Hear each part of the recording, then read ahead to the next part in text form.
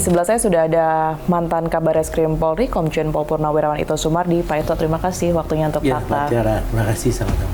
Ya, Pak Ito, saya mungkin pertama-tama ingin Anda menanggapi terlebih dahulu ya. Ini kan selain Saka Tatal yang kemarin sudah melayangkan atau bahkan sudah selesai sidang PK-nya, begitu, 6 terpidana kasus Vina lainnya ini juga akan mengajukan PK, begitu.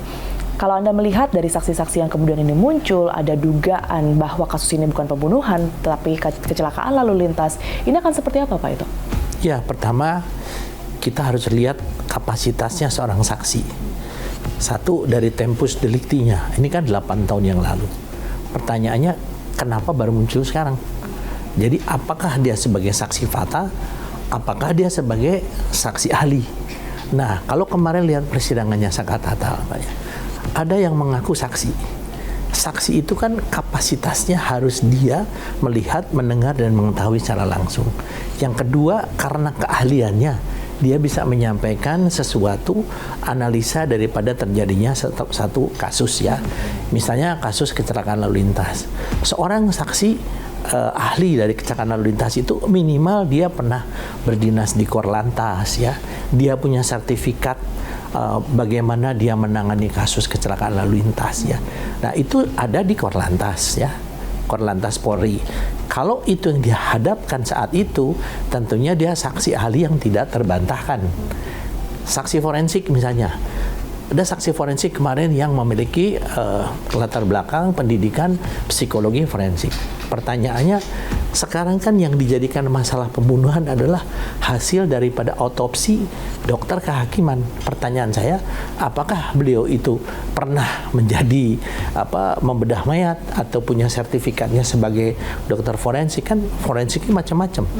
Kemudian yang dimunculkan sekarang adalah pembicaraan handphone antara yang mengaku sahabat almarhum Vina dengan Vina. Di sana ada yang namanya voice call, yang namanya video call, dan ada yang namanya message call. Nah, yang ada ini kan adalah SMS. SMS itu bisa saja dimanipulasi oleh orang, karena di sana yang saya dengar ya, ada kata-kata ini dari siapa. Kalau saya misalnya logikanya punya sahabat, tentunya saya tidak perlu bertanya lagi. Kemudian ada pembicaraan yang mengesankan Vina masih hidup. Nah, ini kan harus dikaitkan dengan keterangan daripada saksi ahli pada saat itu Vina meninggalnya jam berapa. Dan apakah pada saat Vina meninggal, sebelum Vina meninggal itu handphone itu berada di Vina atau tidak? Kan saya dengar ada di kantongnya si almarhum Eki ya. Jadi banyak hal-hal yang tentunya menjadi pertimbangan dari hakim PK yang akan menentukan apakah keterangan saksi-saksi ini relevan, dapat diterima, atau mungkin keterangan saksi ini tidak dapat diterima. Berkaitan dengan saksi-saksi yang informasinya memang baru muncul saat ini ya, Pak Ito. Kami juga sempat mewawancarai mereka, Pak, dan kemudian mereka menyebut bahwa sebenarnya dari tahun 2016 sampai saat ini booming di tahun 2024 ini tidak pernah ada satupun yang mencari mereka, Pak Ito, termasuk dari pihak kepolisian. Ini bagaimana, Pak? Ya, pasti ke pihak penyidik ya saat itu juga akan melihat dari kasus ini kira-kira siapa yang akan ditanya, siapa yang akan misalnya terkait dengan masalah itu ya misalnya ya. Nah, ini kan tentunya bukan berarti polisi harus mencari sedemikian banyak saksi tanpa mengetahui relevansinya apa. Jadi kalau sekarang tiba-tiba muncul banyak-banyak saksi, saya juga bingung gitu ya. Jadi ya, tapi itu ya boleh-boleh saja. Nanti tinggal apakah mereka ini bisa meyakinkan hakim bahwa mereka ini adalah saksi yang dapat diterima. Saya ingin Anda menanggapi juga, Pak Ito, berkaitan juga masih mengenai saksi yang bermunculan ini, Pak. Mereka menyebut bahwa dari jam-jam pada tanggal 27 itu tidak ada atau bahkan sedikit sekali ya adanya kemungkinan terjadi ruda paksa dan juga kekerasan seperti yang selama ini beredar.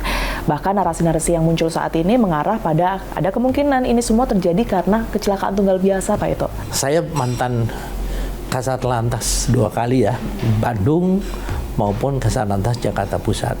Saya sangat tahu bagaimana namanya mengatasi kecelakaan lalu lintas. Tapi saya tidak pernah mengajukan saya sebagai saksi ahli di bidang lalu lintas karena saya tidak punya sertifikat. Apa yang disampaikan opini ini terlalu jauh ya. Dan saya yakin juga bahwa hakim pun juga mungkin tidak akan mempertimbangkan ya masalah ini. Gambar helm yang katanya pecah itu saya punya utuh. Dan itu sudah dilihat oleh tim eksaminasi yang dari Mabes Polri. Ini terjadi 8 tahun yang lalu. Alangkah ganjilnya kalau tiba-tiba ada yang mengatakan mereka ada helmnya tidak pecah. Nah, helm itu kan sudah menjadi alat bukti, sudah difoto pada saat tahun 2016. Kok sekarang tiba-tiba muncul ada orang mengatakan helmnya pecah? Nah, helmnya mana? Tunjukkan aja gitu kan. Nanti akan dilakukan penyelidikan apakah dia memang helm yang dipakai Eki atau tidak. Saya ingin mengkonfirmasi satu hal juga, Pak. Beredar informasi bahwa Ibtu Rudiana ini dihentikan sementara ya dari jabatannya sebagai Kapolsek Kapetakan. Ini sebenarnya informasinya bagaimana, Pak? Gini, mungkin saya salah ya. Kasus Pak Rudiana ini ternyata pertimbangannya beliau ini kan bukan tersangka. Beliau hanya terlapor dalam proses penyelidikan, bukan penyidikan. Jadi sampai saat ini yang bersangkutan masih menjabat Kapolsek. Jadi semuanya ini tergantung pada hasil PK nanti ya Pak Ito ya? Baik itu seperti apa status Ibtu Rudiana ke depannya, kemudian juga kasus ini nanti akankah dilakukan pengusutan dari awal, ini juga semuanya menunggu PK dari... Ya, saya kira bukan kasus PK Mbak ya, justru kasus pelaporan daripada Sakatatal terhadap Rudiana. Kalau kasus PK ini nggak ada urusan dengan Rudiana sebagai tersangka, karena dia sebagai terlapor. Dia kan pelapor. Dia pelapor bukan sebagai terlapor ya. Yang kemudian sekarang diduga atau dilaporkan dia sebagai tersangka untuk melakukan rekayasa. Baik, Pak Ito, terima kasih sekali lagi Sama-sama atas pandangannya begitu ya. Sekali lagi juga kita harapkan agar ini menjadi titik terang begitu dari kasus ini karena sudah terlampau lama ya Pak ya. Ya, saya juga sebetulnya ya Mbak Tiara, saya terima kasih dengan TV One. Kenapa? Masyarakat perlu tahu ya, mungkin saya menyampaikan sesuatu hal yang sifatnya faktual, saya banyak dihujat orang.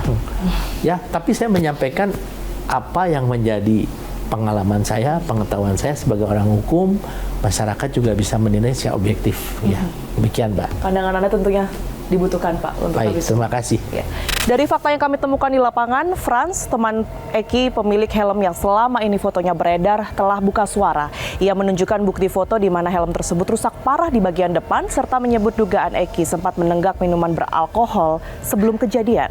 Hal ini pun menimbulkan spekulasi bahwa Vina maupun Eki adalah korban kecelakaan lalu lintas.